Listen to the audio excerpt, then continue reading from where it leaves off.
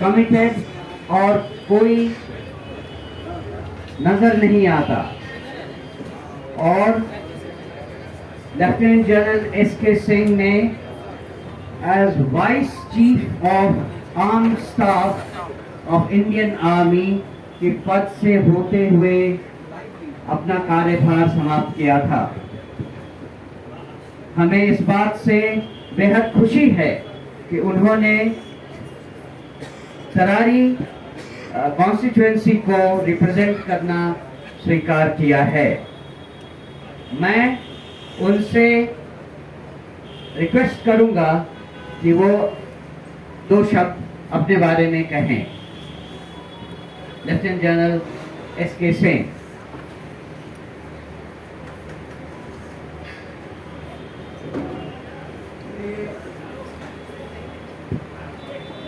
Press के भाइयों,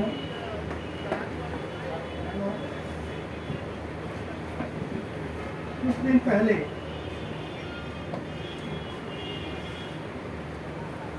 प्रशांत जी से मेरी मुलाकात हुई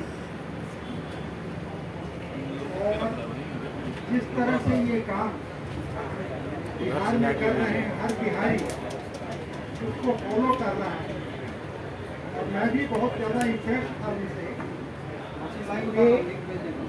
और उनकी टीम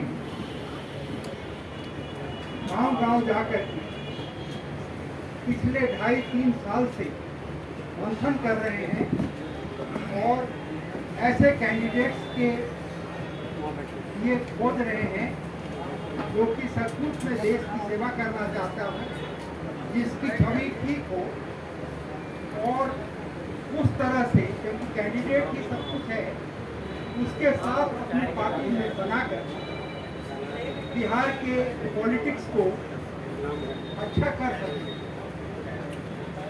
ये जो उनका संकल्प और साधना है, ये मेरे को बहुत अच्छा लगा और दिल को भाया और दिल से मैं उनके हर प्रोग्राम को फॉलो करता था, देखता था। लेकिन देखिए, भाग्य की बस होता है कि हमारी विधानसभा की सीट खाली हुई, उसी में मेरा गांव है और मेरी बहुत यादें उसके साथ लगी हुई है। मैं गांव के साथ लगा रहा हूँ, हमारे गांव के शुरू में मेरी परवरिश साधारण परिवार में, किसान के परिवार में, मेरे पिताजी किसान थे।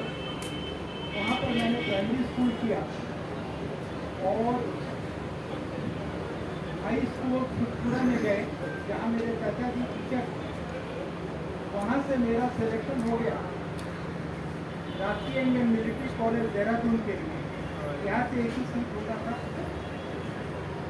हम तो ट्रेन वगैरह कहीं नहीं बैठे थे, सीधे पूरा से पहुँच के देहरादून। उसके बाद में फौज का कैरियर चलता रहा। एनडीए किए, आईएमए में थे, टॉप ब्रैकेट में थे। तो मेरे से पूछा गया कि आप क्या ज्वाइन करना चाहते हैं। उस समय मैं बहुत प्रभावित था फील्ड मार्शल मानेकशॉ से, तो मैंने फील्ड मार्शल मानेकशॉ की रेजिमेंट की 1 कोठा राइफल ज्वाइन की और as a second lieutenant Delhi में पोस्ट, जब मैं पोस्ट हुआ तो उनसे मिलने का मौका मिला। वो मेरे आइडियल बने रहे। और आगे की कहानी कहने से पहले मैं बता देना चाहता कि जब वो 2008 में उनका देहांत हुआ तो मैं उनके साथ था 4 दिन और वो हमारे रेजिमेंट के पहले कर्नल ऑफ द रेजिमेंट होता है, कर्नल फादर फिगर होता है और मैं 8वां कर्नल ऑफ द रेजिमेंट था जिनके हाथों में उन्होंने दम तोड़ा। तो मेरा लगाव उनके साथ हमेशा लगा। फिर उसी बटालियन को मैंने कमांड किया। इंडियन आर्मी के जो लोग जानते हैं, सबसे कठिन इलाका होता है सियाचिन ब्रिगेड। मेरे को सियाचिन ब्रिगेड कमांड दिया गया सबसे ज़्यादा टेन्योर के लिए, टाइम के लिए। उसके बाद मैंने कोड़ा डिवीजन में कमांड किया, जहाँ पर कि 2005 में अर्थक्वेक आया था। वहाँ का पूरा रिहेबिलिटेशन करवाया। जनरल सिन्हा जो होते थे उस समय गवर्नर होते थे, और मेरे को वहाँ के अति विशिष्ट सेवा मेडल से सम्मानित किया गया। उसके बाद में मैं उसी रैंक में पुना गया सदर्न कमांड में, जहाँ पर कि मिलिट्री वर्ल्ड गेम्स किया जा रहा था पहली बार। उसका पूरा संचालन मेरे हाथों में था और बहुत अच्छा प्रेज हुआ। उसके बाद में मैंने लेह का, जो कि हमारे इंडियन आर्मी का सबसे कठिन और सबसे बड़ा कोर है, उसका कमांड लिया। उस समय चाइनीज का जो बिल्डअप हो रहा था, उसके लिए पूरा आर्मर्ड रेजिमेंट और टैंक्स उस समय मेरे को सिलेक्ट कराया। वहीं पर वो जो बॉर्डर के जो बना हुआ डिफेंसेस और इंफ्रास्ट्रक्चर बन रहे हैं, उस समय स्टार्ट किया गया, जबकि अब बहुत अच्छे क्वालिटी के हैं। उसके बाद मैं आर्मी कमांडर बन करके जयपुर में गया। जयपुर में 1 साल करने के बाद में मेरे को दिल्ली में वाइस चीफ के तौर पर जब मैं था तो उस समय उत्तराखंड का जो हादसी हुई थी, उसका पूरा ऑपरेशनल कंट्रोल मैं किया। और उसके बाद जब मैं रिटायर किया 2013 के अंत में, 1 दिन की गैप नहीं था मेरे लिए,